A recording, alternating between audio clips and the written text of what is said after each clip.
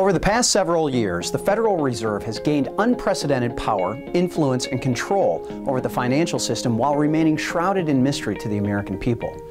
This standard operating procedure cannot continue. We must lift this veil of secrecy and ensure that the Fed is accountable to the people's representatives. That's why last week, my colleague Scott Garrett from New Jersey and I introduced H.R. 5018, the Federal Reserve Accountability and Transparency Act.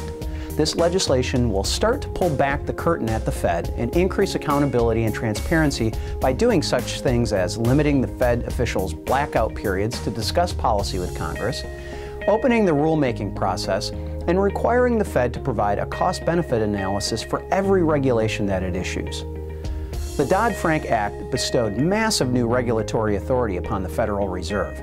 Yet the Fed is not required to conduct cost-benefit analysis when it considers new regulations, unlike all the other financial regulators such as the SEC and the CFTC.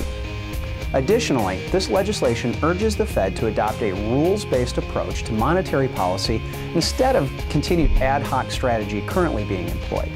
Should the Fed fail to adopt a rules-based approach, it would trigger an audit of the Fed's books. Economists across the ideological spectrum have called upon the Fed to set this kind of monetary policy according to a mathematical rule that uses economic data such as the rates of inflation and unemployment, and to share that rule then with the public. We cannot have such a powerful entity within the federal government operating on a whim. This legislation codifies the common sense principle of using a rules-based approach when determining monetary policy.